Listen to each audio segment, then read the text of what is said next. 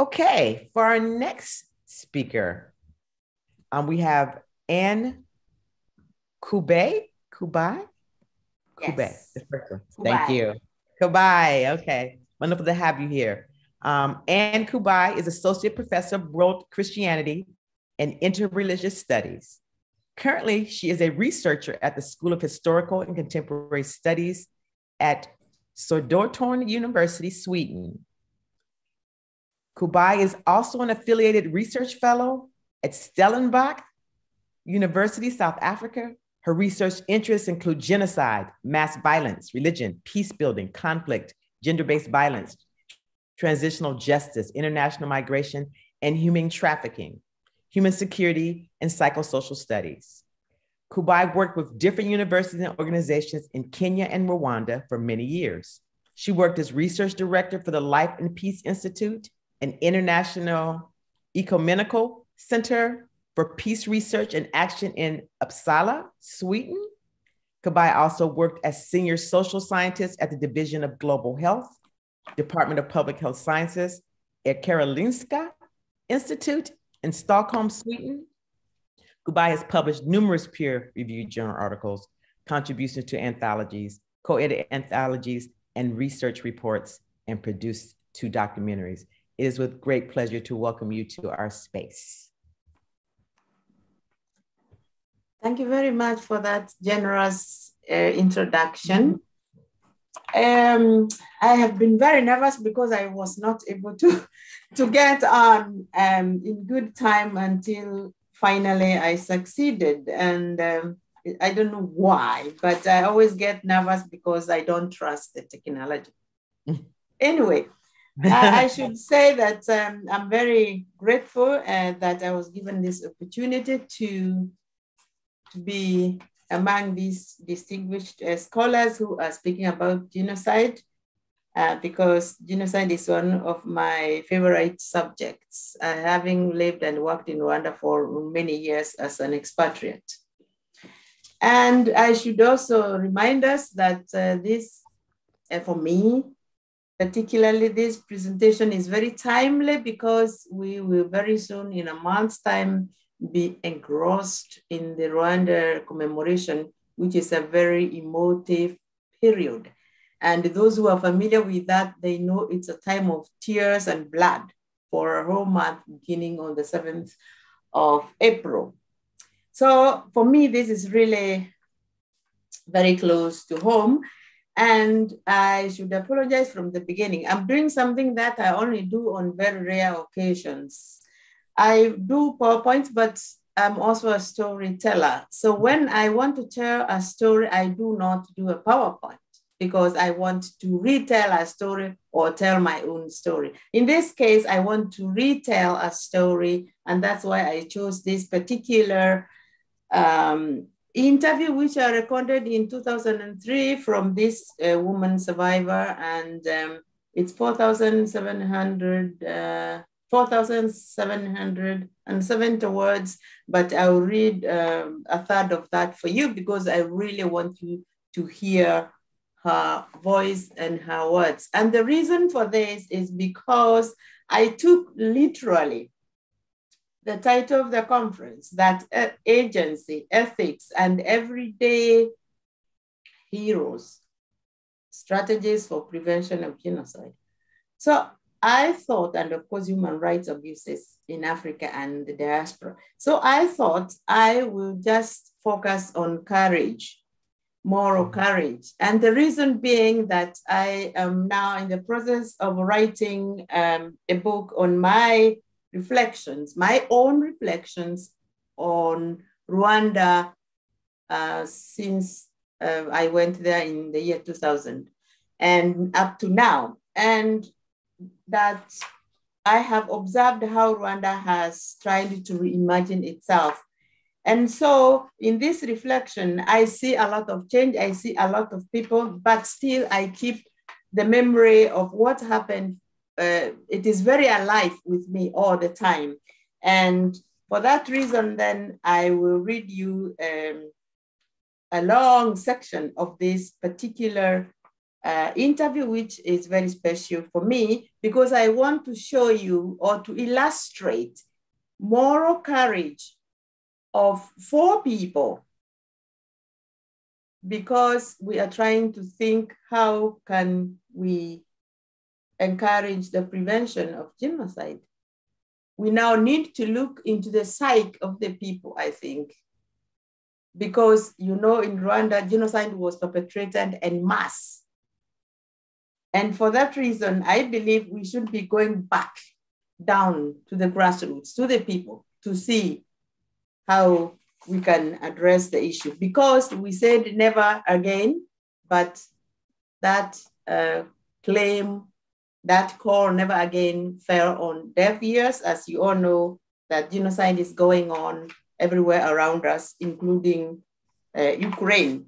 Anyway, so I tend to talk a lot, but simply I will just say that I'll read rather than present PowerPoints, and I am apologizing again because I will take you back to the painful memory of Rwanda genocide through this interview. I will very quickly say something about this ancient virtue of moral courage or courage, to show how 3 persons, a pastor, his bodyguard, his wife, and the unexpected person, a hunt boy, how they saved people and in very, very dire circumstances. So to me, they had moral courage, or they demonstrate moral courage. And moral courage has been variously defined, but I will not try to define it here. What I'll do is read what I think can tell us something about it. And I quote Oswald and Gatemeyer, who write that in contrast, in the immediate moral courage situation, and often afterwards, a helper cannot expect positive outcomes, but rather negative social consequences, like being insulted, excluded, or even prosecuted by one or more perpetrators. Moral courage situations are dangerous both for the victim and the helper. This distinction, I think, is particularly relevant because many of those who hate the Tutsi or protected them during the genocide in Rwanda often did so at a great personal risk, as I will illustrate shortly.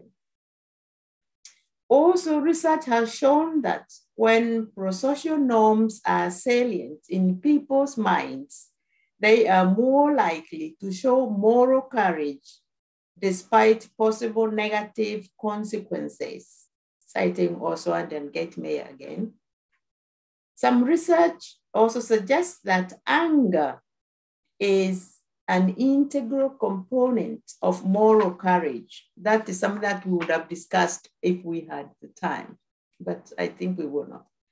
When a person acts moral courageously, he or she is in most cases angry at a perpetrator, or he or she is upset because of injustice or violations of human rights, etc.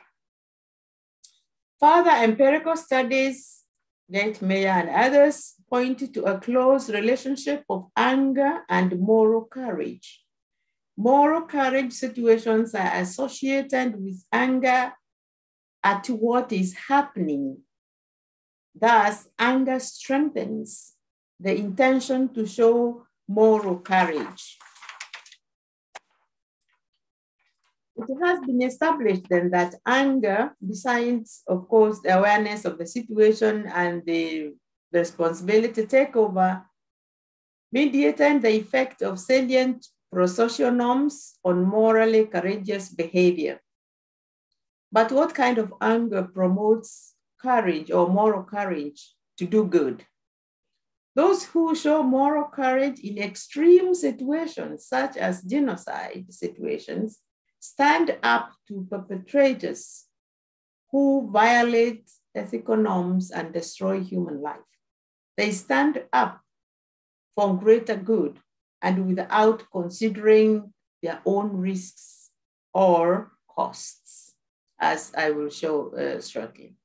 Therefore, the conclusion reached by Oswald and others is that the anger related to moral courage is about moral outrage. So I'll read from my long interview, and fortunately, this lady spoke to me in English because if I had got it in Kinyarwanda, I would have had to translate. So they are her own words, unmediated. It's very long, but I'll give you just parts of it. And then later on, I'll make a final comment. I hope that is acceptable. I remember on Monday morning, people were running away. They had not understood well what was happening. Even Hutus were running away. I searched for the telephone number of the Belgian embassy and asked for help to be allowed to hide there. The man I spoke to asked my name and who I am. I knew there were many Hutus there, so it was hopeless to lie that I am a Hutu because they would know. So I decided to tell him the truth. Perhaps thinking the truth will set you free, I don't know. Anyway, I told him that I'm a Tutsi. He said in French, "Désolé, we are not allowed to take people like you." So I want to start with that point. Remember that.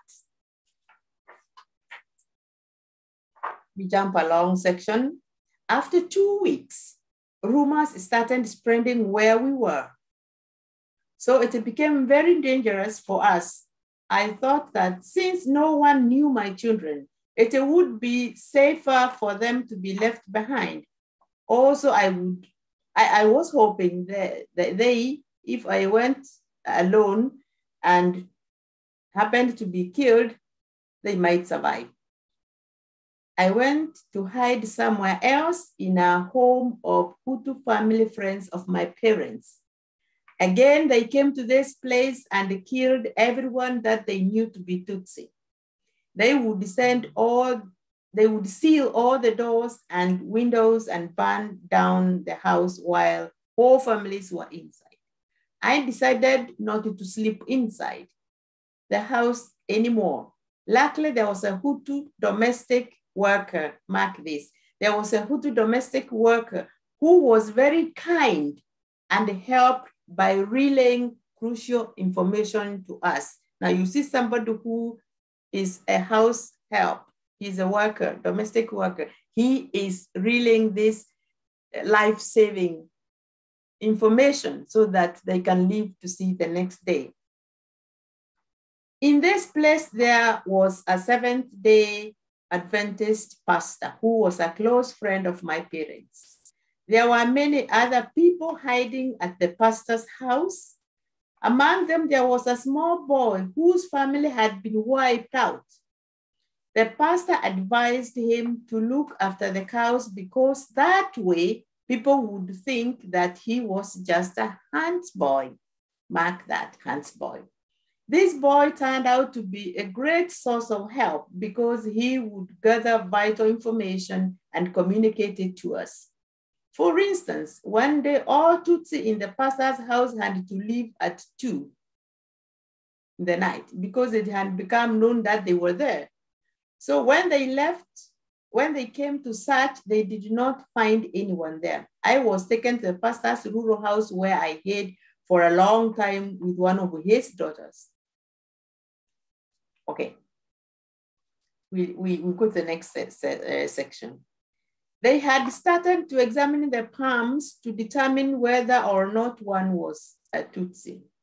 Now the RPF was approaching. So the pastor dug pits in the house for us to hide in. When it became extremely dangerous, I began to sleep in the pastor's bed sandwiched between the wall and the pastor's wife. Then I started sleeping in a pit outside in the cow shed. Sometimes I could feel the cows' hooves as they walked over the dry banana leaves under which I lay. Then one day they came. Many people came, surrounded the pastor's house, singing and making much noise. Unfortunately, that day I had thought it was safe and returned to sleep in the house. So the pastor hid me in a small space between the mattress and the bed. That's the title of my presentation. So the pastor hid me in a small space between the mattress and the bed.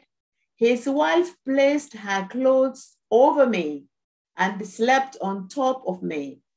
I was paralyzed with fear, and I thought they could hear my heart beat because it was beating like a drum. They came into the pastor's bedroom and searched under the very bed where the three of us were sleeping. They asked the pastor, Arihe, where is she? The Tutsi woman. Leading the crowd was the pastor's nephew, mark that. And the pastor asked him this, even you, my son, you come to my house to search for people. What is your problem? Are you not ashamed to come to my house to search for people? I tell you, you will answer for the blood that you have spilled. The nephew replied, aha, just give us the woman that you are hiding there. Otherwise, the Bible has made you a dog. All this while I was beside myself with fear. The pastor's wife laying on me was trembling with fear. Unfortunately, they saw the hole in the room where I used to sleep. They asked, is this the hole where you hide the Tutsi? The pastor calmly told them to get into the hole and see if there were any Tutsi hiding there. They also found another hole under the table which I used to sleep in, covered with a mat. Then they demanded to know why there were many holes in the house. The pastor explained that the house was not complete.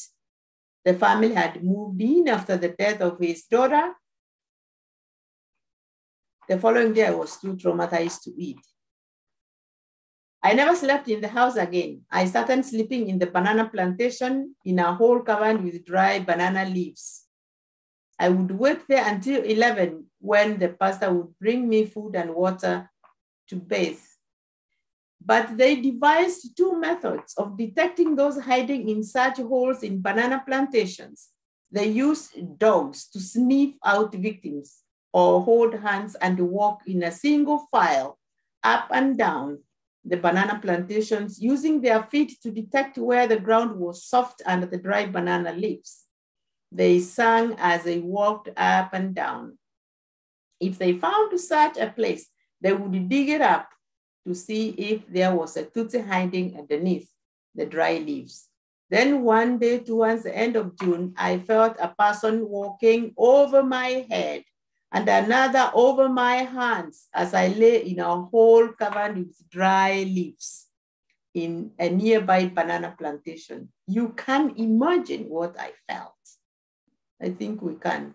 I was paralyzed with fear. From that day, I never slept in the banana plantation again. So now we're going to the climax. From then on, I slept in the boot of a car, which had been parked in the compound in an open place near the gate by somebody after it had broken down. The boot was secured from inside, so I could let myself in and out. I remember where it was towards the end of June and the RPF was approaching. They were about 10 kilometers away. And therefore it became necessary for those hiding us to run away, including the pastor. Now he has to go.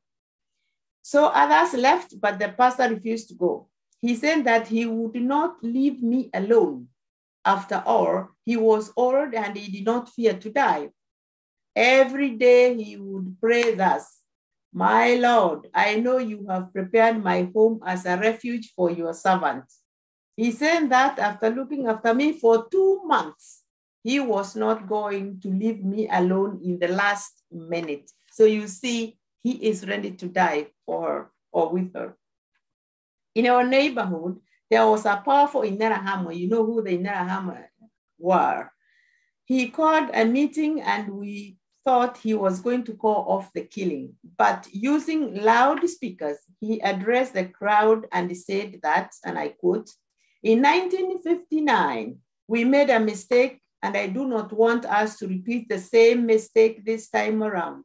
Then we said, quote, "These are women and children," and did not kill them. "These children are now the ones who are troubling us. You must not repeat the same mistake. You must kill every Tutsi. It is like chicken sitting on the eggs. Kill the chicken and destroy the eggs." End of the quote. I could hear this from where I was hiding in the boot of the car.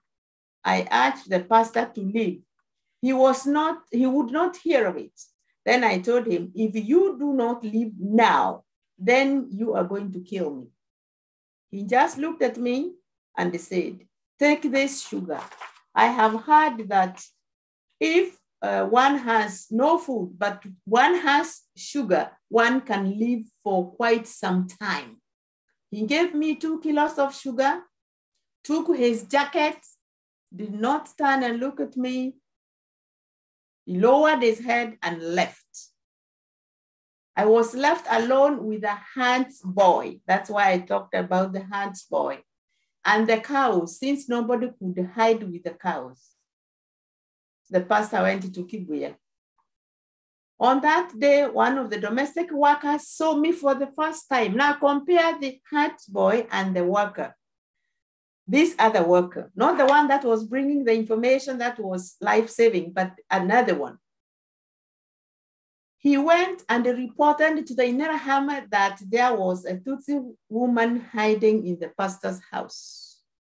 After 1 hour, I had many people coming, making a great deal of noise. Luckily, I had bathed, eaten, and quietly slipped into the boot of the car and secured the lock from inside. They knocked on the gate and quickly decided to break in.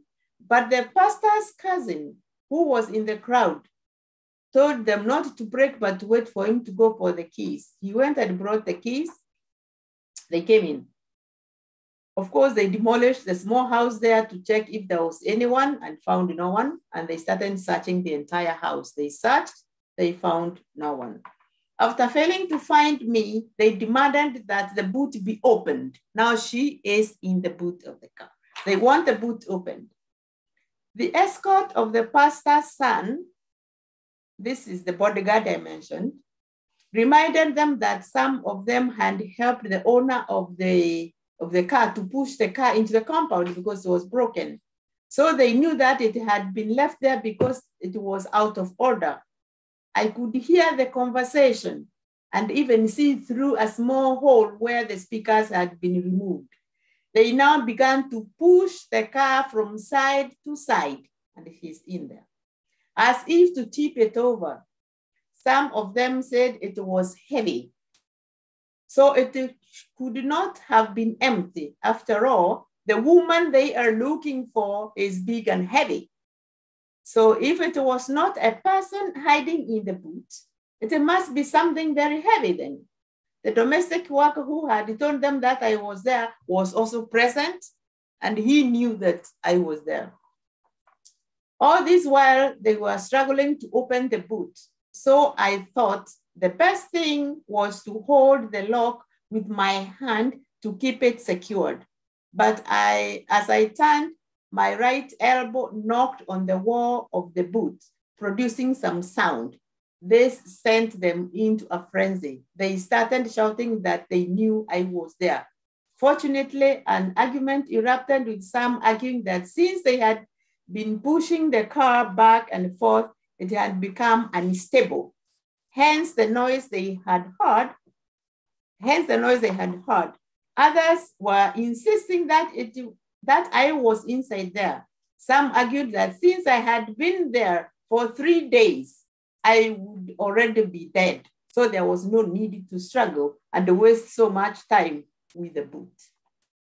It was 30th of June. I remember very well. By 1 o'clock, they had failed to open the boot, having started at 9 in the morning. Then they had someone coming and they began to argue. Then one boy said, "You woman, listen, I want to tell you something. If you agree to come out of the boot without troubling us the way you have done the whole morning, I'll help you. I'll shoot you. If you continue to be so stubborn, I'll kill you in a very painful way." At that moment, I told myself to get out and be shot, but I did not get out. Someone in the crowd suggested that they look for one Vianney who had a gun so they could shoot open the boot. 2 young men went to look for Vianney. They found Vianney and they returned with a gun.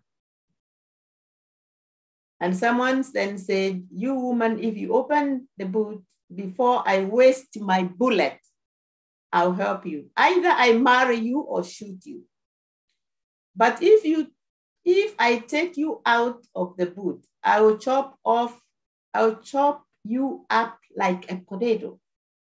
I thought that perhaps I should get out this time and be shot. Again, accidentally, I made some movements and they heard. Someone said, "You see, we knew she is there." They now moved away from the car so that Vianney could shoot the boot. At this point, I heard the cocking of the gun. But the bodyguard of the pastor, remember this one has real moral courage, and you will see why. The bodyguard of the pastor's son shouted, "If you shoot, I will shoot you before you see what is in the boot. I have told you that there is nobody in the boot, but you have refused to accept that. You shoot, I shoot you. You want to spoil the boss's car as if you cannot see what you are doing. This is total disregard for others. If you decide to shoot the boot, I will kill 6 people. But then there was a boy who knew that I was in the boot, and he said, if you should open the boot and find that the woman is not there, shoot me. I heard someone walking towards the car, and I turned my head in the same direction so that if he shot, I would die before I see them. But the bodyguard said that he wanted 6 people to volunteer to be shot before Vianney shot opened the boot of the car. The first volunteer stepped forward, then the second. These 2 started calling others to join them, but no one else volunteered to be shot. Then someone shouted, "This is a joke. I'm going to shoot it." I heard the cocking of the gun. There was a lot of tension. I could feel it rising to a breaking point. Strangely enough, all this while, I had not thought about God. But at that time, I said to God, "God, you have said you are mighty. I want to know you better than before." I didn't say anything else. I removed my hand from the lock of the boot that I was holding and just lay there and waited. Still, there were only 2 volunteers. Some were arguing that it was not possible for me to be inside the boot for so long. The bodyguard said, "Now that you have failed to get 6 volunteers, I will kill everybody here. Just aim and shoot the boot.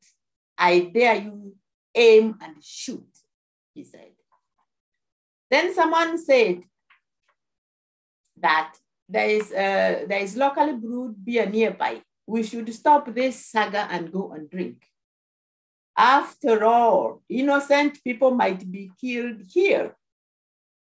At this moment, one young man leaned on the booth and cried hysterically when he realized that the mob had been dissuaded. He kicked the booth and said, "You woman, you have witchcraft. Just go." By this time it was dark. They had been there since 9 in the morning and they left. And the interview continues. It's a very long one. So that's what happened to her. So who showed moral courage? The old pastor, his huntsboy, his bodyguard was ready to shoot 6 people or shoot everyone. And the wife that lay on this other woman, and she was trembling like a leaf, as we say in many African languages. So how much time do I have? So we're at time, and so okay. And I love to do interviews. So just summarize it. We could take a couple questions. Yes. That would be great. I'll just read 10 lines to finish. That was my completing statement. This which I have written after the interview.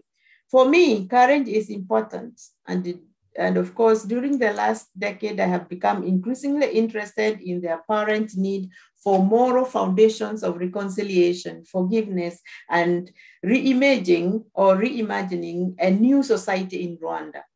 In a monograph, as I've said on my reflections on Rwanda, which I've been working on for some time now, I'm looking at what people feel, what they think, and how they visualize themselves in a quote, unquote, reconciled new Rwandan society. This work looks at new values and the reinvention of the old virtues such as courage, so that genocide should never happen again in this country. My aim with this study is to illustrate that moral courage is crucial for the prevention of genocide. This, I believe, is because when ideologies, issues of identity, the ideas founded on difference, that is the us and them notion, are usually embedded in the psyche of a society. They serve as the fuel to fire and energize other psychosocial and material factors for genocide. Indeed, there is a large body of literature on why ordinary people become killers, as you all know. Nonetheless, further research is needed to answer many unanswered questions as to why the call "never again" seems to have fallen on deaf ears as we continue to witness new genocides in different parts of the world today. Thank you very much. Thank you so much, Dr. Kubai. That was so amazing. Thank you for this amazing, amazing story. And thank you for utilizing the power of storytelling. It's actually my favorite kind of research. And I was in Rwanda in 2019 for the 25 commemoration. So this kind of strikes home for me, although I'm outsider looking in. So, but thank you for guiding this, for letting her see her truth and give us a time for reflection. I know we're a little bit over time. Do we have the time to take one question? Is that a no? Everybody's saying no. Okay. All right. Again, thank you. That was compelling. And I look forward to reading the whole interview and your other works. Did you say the interview was in a book? You said the interview was going to be in a book? I will put some of the material. I have some very sensitive material also that I will put in my reflections. And this particular one, I'm going to publish it alone. And I'm also have other ideas about making it into something else also that is visual, because people have become visual these days. Okay. Thank you so much for sharing courage. We appreciate it. Thank you very much.